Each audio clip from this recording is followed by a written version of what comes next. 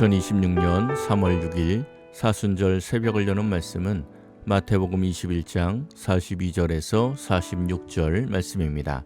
하나님의 말씀 봉독하여 드리겠습니다. 예수께서 이르시되 너희가 성경에 건축자들이 버린 돌이 모퉁이의 머릿돌이 되었나니 이것은 주로 말미암아 된 것이요 우리 눈에 기이하도다 함을 읽어본 일이 없느냐. 그러므로 내가 너희에게 이르노니 하나님의 나라를 너희는 빼앗기고 그 나라에 열매 맺는 백성이 받으리라. 이 돌 위에 떨어지는 자는 깨지겠고 이 돌이 사람 위에 떨어지면 그를 가루로 만들어 흩으리라 하시니 대제사장들과 바리새인들이 예수의 비유를 듣고 자기들을 가리켜 말씀하신 줄 알고 잡고자 하나 무리를 무서워하니 이는 그들이 예수를 선지자로 알미었더라. 아멘. 오늘 본문의 악한 포도원 농부 비유는 열매에 대한 비유입니다. 이 비유는 포도원새를 준 주인이 열매 거둘 때가 가까울 때 열매를 받으려고 종들을 농부에게 보내는 것으로 이야기가 시작이 되고, 마지막은 열매를 바치지 않은 악한 농부들은 진멸하고 제때에 열매를 바칠 만한 다른 농부들에게 세를 줄 것이라는 이야기로 끝이 납니다.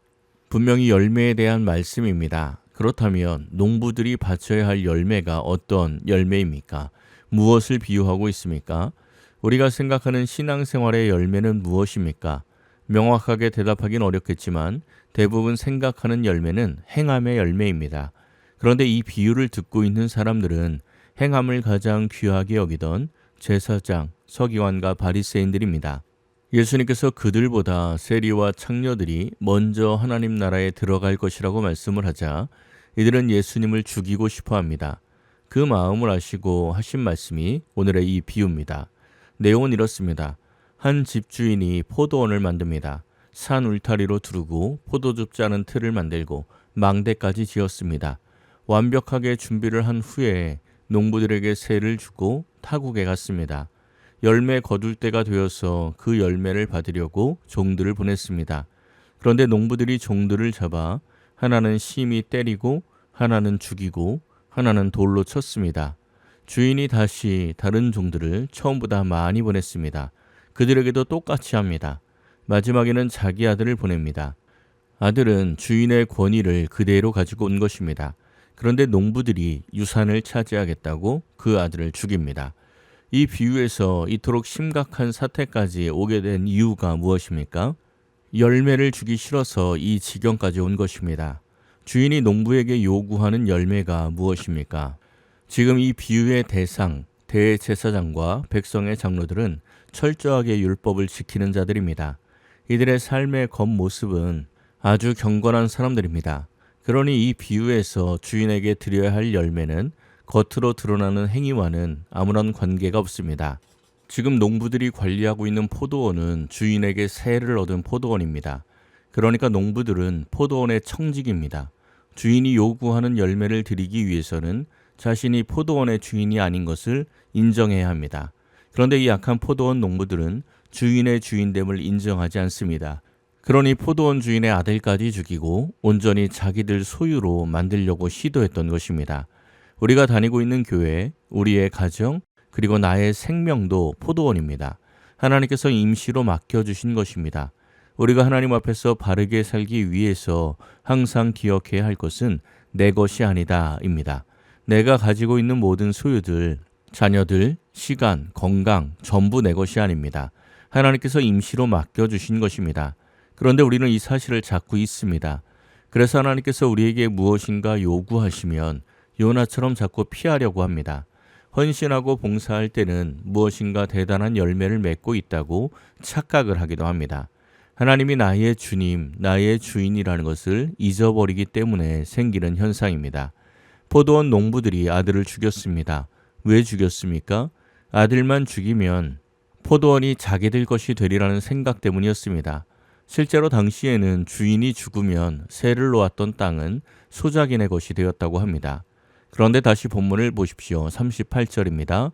농부들이 그 아들을 보고 서로 말하되 이는 상속자니 자 죽이고 그의 유산을 차지하자 하고, 이는 상속자니 그를 죽이고 유산을 차지하자. 금방 말씀드린 당시 통용되던 법에 의하면 농부들의 말이 맞습니까? 이상한 것 없습니까? 현실적으로 생각해 보십시오. 상속자가 죽는다고 그들이 포도원을 소유하게 되지 않습니다. 왜냐하면 그 아들의 아버지, 포도원의 진정한 주인이 살아있기 때문입니다.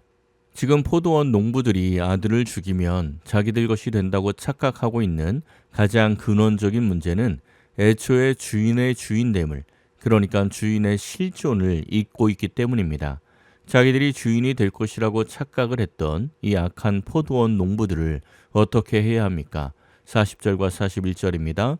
그러면 포도원 주인이 올 때에 그 농부들을 어떻게 하겠느냐? 그들이 말하되 그 악한 자들을 진멸하고 포도원은 제때에 열매를 바칠 만한 다른 농부들에게 세를 줄지니이다.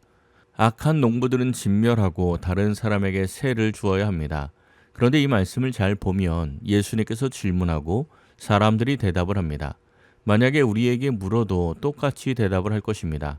그런데 이 대답은 무서운 대답입니다. 진멸당할 악한 농부들의 모습이 바로 우리의 모습이기 때문입니다. 우리도 얼마나 자주 하나님의 실존을 잊고 살아갑니까? 우리도 다 진멸당해야 마땅합니다. 그런데 이 비유의 끝은 41절이 아닙니다. 예수님께서는 이 비유를 진멸하는 결말로 끝내지 않습니다. 이어지는 말씀 42절입니다. 예수께서 이르시되 너희가 성경에 건축자들이 버린 돌이 모퉁이의 머릿돌이 되었나니 이것은 주로 말미암아 된 것이요 우리 눈에 기이하도다 함을 읽어본 일이 없느냐. 아멘. 갑자기 관계없는 듯한 말씀을 합니다. 이 말씀은 시편 118편에 나오는 말씀입니다. 하나님께서 우리를 구원하시는 방법이 건축자가 버린 돌이 집 모퉁이의 머릿돌이 되는 것이라는 것입니다. 유대인들이 간절히 기다린 메시아는 로마를 물리치고 이스라엘을 회복시킬 메시아였습니다. 그런데 메시아라고 주장하는 예수가 로마와 싸울 생각은 안 하고 오른뺨을 맞으면 왼뺨 둘러대고 억지로 오리를 가자고 하면 십리를 가라고 하니 마음에 들지 않습니다. 자기 인생의 건축물, 신앙의 건축물에 예수가 쓸모가 없습니다.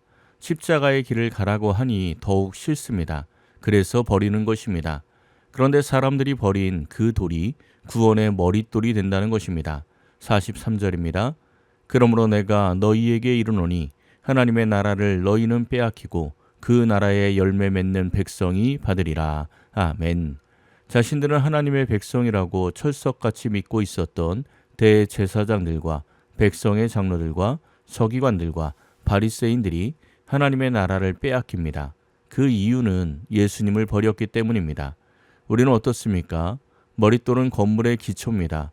우리가 나를 위하여 십자가를 지신 예수님을 인생의 기초로 삼는다면 비록 부족하고 연약하고 넘어져도 하나님께서 우리를 열매 맺는 백성으로 인정해 주십니다.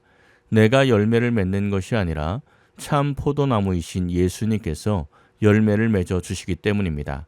하나님은 분명히 살아계십니다.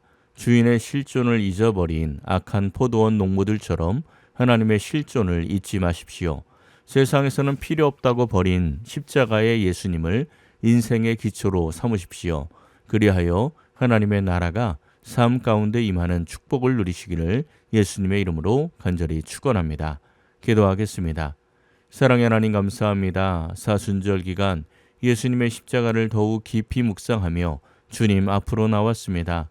우리도 악한 포도원 농부들처럼 하나님의 실존을 잊어버려 자기 부인의 열매가 아니라 들 포도를 맺을 때가 많았음을 고백합니다. 여전히 연약하고 불의하지만 예수님을 우리 인생의 머릿돌로 삼았기에 구원받는 하나님의 백성이 된 줄로 믿습니다. 항상 살아계신 하나님을 기억하고 예수님 안에 거하여 하나님의 나라가 임하는 복된 삶을 살게 하옵소서. 모든 것을 감사드리며 우리 주 예수 그리스도의 이름으로 기도하옵나이다. 아멘. 오늘 말씀을 생각하고 하루를 결단하며 깊은 기도의 자리로 나아가겠습니다.